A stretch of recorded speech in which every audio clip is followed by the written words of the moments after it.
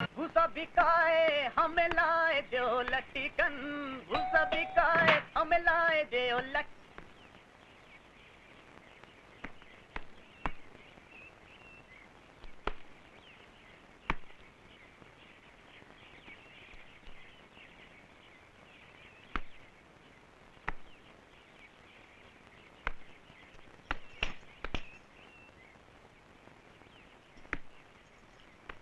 कहाँ चले भैया? माफ करना बहनिया, हम यहाँ पे प्रकाश बाबू का घर समझ के आए रहे। ये उन्हीं का तो घर है। आए। चलो दूध नापो।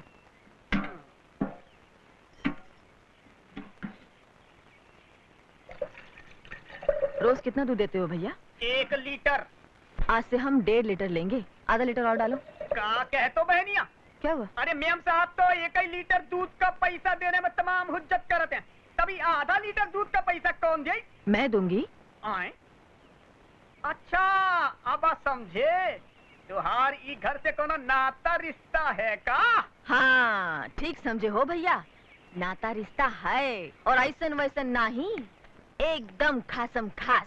वही जो मुनिया की महतारी है ना, रूपा देवी, हाँ उनसे हमार बहुत गहरी नातादारी है। हाँ मुला मुन्नी की महतारी और हम समझ लो बहन बहन लागत है। वो बड़की हम छुटकी। मुन्नी की बापू हमको ऐसन मानत है जैसे 2 आंखें। और तो और भैया उनकी बिटिया भी हमको अपनी अम्मा मानत है। हाँ तो ई रिश्ते से तो ई रिश्ते से तो हम इस घर की मालकिन खुद ब खुद हो गई ना। क्या समझे? नहीं समझे? तुहार नाते रिश्तेदारी ने तो हमारी खोपड़ियाई खाली कर डाली। इल्लो जितना चाहे निकाल लो और हमका माफी दो।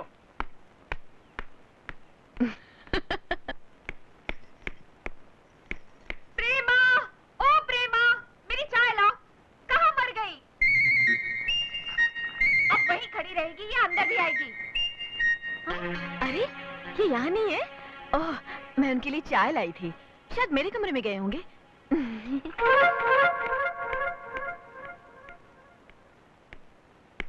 चाय। मुझे आपसे कुछ कहना है। मैं जानता हूँ आप क्या कहना चाहती हैं। यही ना कि जो कुछ भी आप कर रही हैं वो सही है या गलत। देखिए आपके इस धर्मयुद्ध में मैं तन मन से आपके साथ हूँ। अरे वाह क्या बढ़िया चाय है। शादी के बाद पहली बार इतनी बढ़िया चाय पीने को मिली। जी चाहता है बनाने वाले के हाथ। ओफो सुबह सुबह शुरू हो गए। घर गृहस्थी के लोगों को सुबह सुबह उठकर नहा धोकर तैयार हो जाना चाहिए। अभी 9 बजे हैं, 9:30 बजे से पहले आओगी तो नाश्ता मिलेगा, वरना नहीं। ओके दीदी। बेशर्मी की भी हद होती है।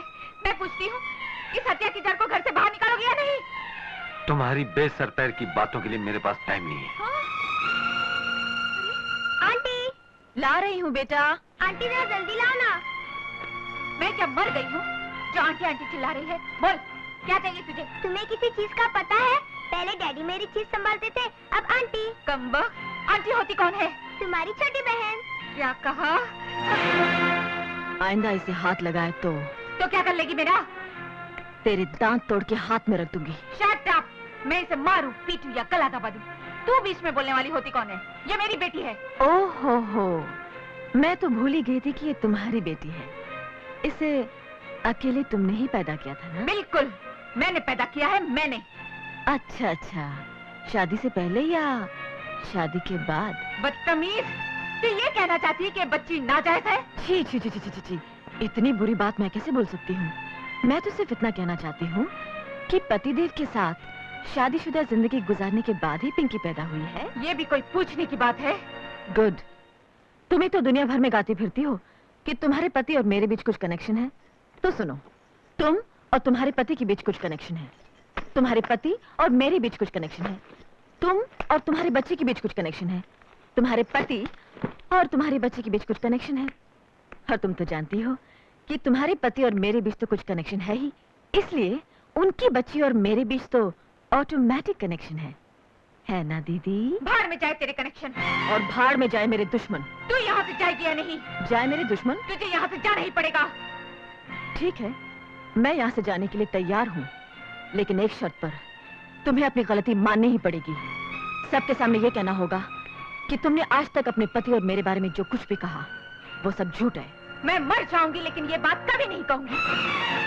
तो फिर मैं भी ये घर छोड़कर कभी नहीं जाऊंगी। पिंकी बेटे, आओ मैं तुम्हें स्कूल छोड़ देता हूँ। ये लो पिंकी। अरे एक मिनट रुकिए जी, मुझे भी ऑफिस ड्रॉप करते हुए जाइएगा। ठीक है। अच्छा दीदी, किचन में मैंने दूध रख दिया है, जब जी चाहे पी लेना। और शाम को खाने पे इंतजार मत करना, हमें देर हो। अरे आओ ना। आई जी। ओफो। अच्छा दीदी, बाय।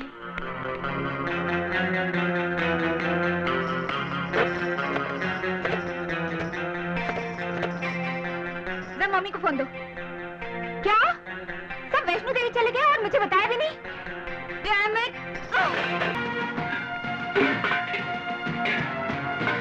अबे ओ डायन, बाहर निकल। हाँ? ठीक है, मैं देखती हूँ।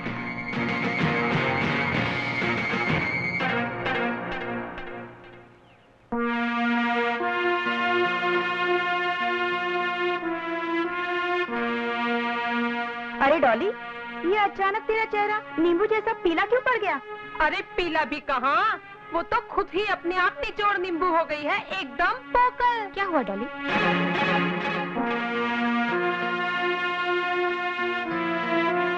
तो तुम ही हो जिसे देखकर हमारा ये गेंडा डर कर चला आया? कोई बात नहीं, तुम्हारे लिए तो हम ही काफी हैं। Come on girl. अरे ठहरो ठहरो रूपा, ये सच है कि अपुन तुम्हारा बेस्ट फ्रेंड है, लेकिन ये भी सच है कि तुमसे पहले अपुन शारदा का बेस्ट फ्रेंड होता। She is a very very nice girl. Do you know, तुम्हारे पति को फुटपाथ से उठाकर एक सक्सेसफुल आदमी बनाने वाला कौन है? ये फरिश्ता। I am very very sorry Sharda, I really am. Girls, अभी इधर अपुन का कोई काम नहीं। अपुन इधर आया था एक फ्रेंड का हेल्प का वास्ते, दूसरा फ्रेंड को प्रॉब्लम में डालने को नहीं। Okay, don't worry, be happy, come on. Okay you.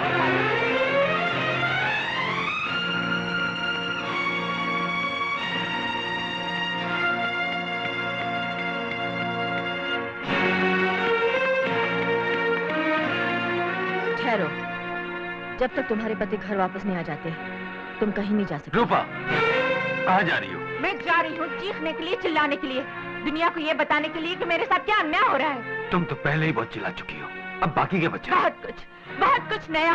क्या नया? तुमने कहा था मैं एक शक की बीवी हूँ, है ना? मैं लोगों पर झूठे इल्जाम लगाया करती हूँ। हाँ? तुम इस औरत को नहीं जानते और न ही इसके साथ तुम्हारा रिश्ता है ना?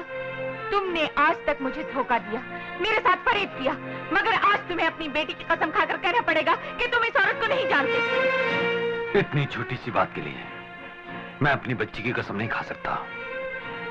ये सच है कि मैं इन्हें पहले से जानता हूँ। इसका मतलब ये वही है ना जिसने तुम्हें रास्ते की धूल से आसमान का तारा बना दिया, जिसकी भीख के टुकड़ों पर तुम कुछ से कुछ बन गए? वो भीख नहीं थी, इनका अपनापन था, बड़कपन था।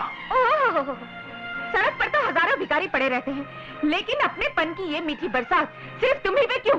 बड़कपन का ये दिखावा सिर्फ तुम्हारे लिए क्यों? तुम्हारे जैसे छोटे दिल वाले लोग बड़कपन का मतलब नहीं समझ सकते रूपा। ठीक है, मैं छोटे दिल वाली हूँ, लेकिन एक दिन तुम्हें अपनी गलती का एहसास होगा, तब तुम जानोगे कि समाज की नजरों में तुम कितने बड़े गुनहगार हो। मैं तुम्हारा घर छोड़कर जा रही हूँ और यहाँ तब तक दोबारा कदम नहीं रखूंगी जब तक तुम्हें तुम्हारे किए की सजा ना मिल जाए।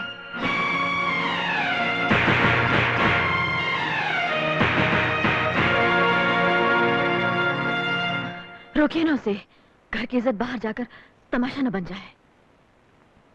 तमाशा तो उसने बना ही दिया है, आपका, मेरा और अब खुद का भी। आज रूपा ने इस घर की चौखट ही नहीं लांगी, गृहस्थी को उस लक्ष्मण रेखा को लांगा है जिसकी सीमा में रहकर ही कोई परिवार सुखी रह सकता है। मैं come in sir? Please come in. जी सर। ये तुम्हारे ट्रांसफर ऑर्डर्स। मेरे ट्रांसफर ऑर्डर्स? हाँ, तुम्हें आज ही रिलीव होना है दिल्ली के लिए। लेकिन सर, मुझे यहाँ आए हुए सिर्फ 3 ही महीने तो हुए हैं। इतनी जल्दी ट्रांसफर की वजह? अब वजह भी सुनना चाहोगी? तो सुनो। तुम्हारे मोहल्ले के लोगों ने तुम्हारे खिलाफ ये लिखित शिकायत भेजी है कि प्रकाश चंद्र नाम के एक शादीशुदा मर्द के साथ न सिर्फ तुम्हारे नाजायज ताल्लुकात हैं, बल्कि समाज को अंगूठा दिखाकर तुम उसी के साथ रह भी रही हो। इससे पहले कि चारों तरफ हो रही तुम्हारी बदनामी का असर हमारे बैंक की साख पर पड़े, तुम्हारा यहां से ट्रांसफर कर दिया गया है। सिर्फ अफवाह की बुनियाद पर मेरा ट्रांसफर कर देना बहुत बड़ा अन्याय है सर। आप मेरा पिछला रिकॉर्ड देखिए, मेरे कलीग से पूछिए, क्या मैंने कभी किसी को शिकायत का मौका दिया है? अगर ये सिर्फ अफवाह ही होती तो हम भी इससे टाल जाते हैं, लेकिन चूंकि ये शिकायतनामा प्रकाश चंद्र की बीवी ने खुद हमें लाकर दिया है, इसलिए हमने ये कदम उठाना मुनासिब समझा। सर, अगर मैं ये ऑर्डर स्वीकार नहीं करती तो नियमों के मुताबिक मुझे नौकरी छोड़नी पड़ेगी, और अगर मैं स्वीकार करती हूँ तो मुझे अपना सम्मान खोना पड़ेगा। इसलिए मैंने फैसला किया है कि मैं खुद ही इस्तीफा दे दूं। एक बात और अच्छी तरह समझ ले बुढ़ाओ, उस लुच्चे लफंगे के साथ अगर मेरी बहन को जबरदस्ती भेजने की कोशिश की तो याद रखना, यहाँ खून की नदियां बह जाएंगी। नहीं, यहाँ नहीं। अरे आओ प्रकाश, आओ। बाबूजी, लंबी उम्र है तुम्हारी, तुम्हारे बारे में बात हो रही थी। जीते रहो बेटे। बड़ा प्यार उमड़ रहा है। पहले इससे पूछो यहाँ क्या करने आया है। मेरे ख्याल से उस चुड़ैल ने मेरे पलंग पर सोने से इनकार कर दिया। शायद ये नए पलंग के लिए पैसे मांगने आए हैं। कोई भी आदमी उस घर में आना पसंद नहीं करेगा जहां पर उसकी बीवी उसके घाव पर नमक छिड़कने के लिए बैठी हो। अपने आत्मसम्मान का गला घोटकर आज मजबूरन मुझे यहाँ आना पड़ा तुम्हें घर वापस ले जाने के लिए, वो भी इसलिए कि मैं किसी बेकसूर लड़की की बेइज्जती का कारण नहीं बनना चाहता। बड़ी फिक्र है उसकी। अरे बेइज्जती तो उसकी होती है जिसकी कोई इज्जत हो, लेकिन वो हाँ। उसकी जगह अगर तू होती तो अपनी इज्जत का कचरा कराने में कोई कसर नहीं छोड़ती। जानती है वो लड़की कहाँ रहती है? मेरे शरीफ दामाद के घर में, जिसकी नजर लक्ष्मण की तरह पराई औरतों के पांव से ऊपर नहीं उठती। हाय हाय हाय हाय, लक्ष्मण की तरह। देखो तो कैसा दामाद मिला है इनको। अरे हाथ पांव जरा कम चलाओ, बुढ़ापा है, गिर पड़ोगी, मर जाओगी। दामाद जी, मैं हाथ जोड़ के कहता हूँ, इसकी गलतियों को माफ कर दो और इसे अपने साथ घर ले जाओ। तुम सब कान खोलकर सुन लो, जब तक वो बच्चलन औरत उस घर से नहीं निकाली जाएगी, मैं वहाँ कदम भी नहीं रखूंगी, चाहे इसके लिए कोई मेरी जान भी क्यों ना ले ले। लेकिन मैं तुम्हें आज शाम तक का मौका दे रहा हूँ। अगर तुमने घर आकर सारे मोहल्ले के सामने उन गंदे शब्दों को वापस नहीं लिया जो तुमने एक शरीफ और इज्जतदार औरत के लिए कहे थे, तो आइंदा इस घर में मैं नहीं, मेरा वकील आएगा तलाक के कागजात के साथ। ये क्या कह रहे हो दामाद जी? माफ कीजिए बाबूजी, मैं मजबूर हो चुका हूँ।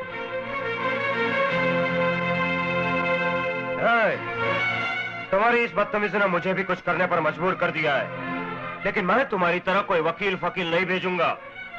अगर आज शाम तक अपनी रखेल को घर से बाहर नहीं निकाला तो मैं तुम्हारी इस लाडली बहन को इस घर से धक्के मारकर उठाकर बाहर फेंक दूंगा, समझे? मेरी बहन ने किया क्या है जो तू उसे घर से निकाल देना चाहता है? क्या ये कभी अपने बेटे को ताले में बंद करके सिनेमा देखने गई? क्या कभी इसने अपनी सास से बेगानों की तरह मुंह मोड़ा है? क्या तुझ जैसे निकम्मे आदमी को इसने देवता के रूप में नहीं पूछा? मुझे निकम्मा कहता है? तेरी ये मजाल, मेरे टुकड़ों पर पलने वाला आज मुझे भी हाथ उठा रहा है। जिस पत्नी की बदौलत तू ऐश कर रहा है, दुनिया तुझे इज्जत की नजरों से देखती है, आज तू उसी को घर से निकालना चाहता है। अगर मेरी बहन को कुछ हुआ, मेरे ही घर में मेरे पति पर हाथ उठाने की तुम्हारी हिम्मत कैसे हुई?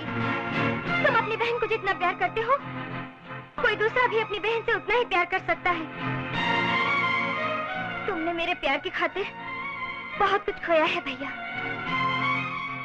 आज इसे बहन के प्यार के लिए एक काम कर दो, उस औरत को अपने घर से निकालकर मेरी भाभी को इज्जत के साथ अपने घर ले जाओ। और अगर तुम मेरी इतनी सी बात नहीं मान सकते तो समझ लेना कि तुम्हारी एक बहन थी जो मर गई।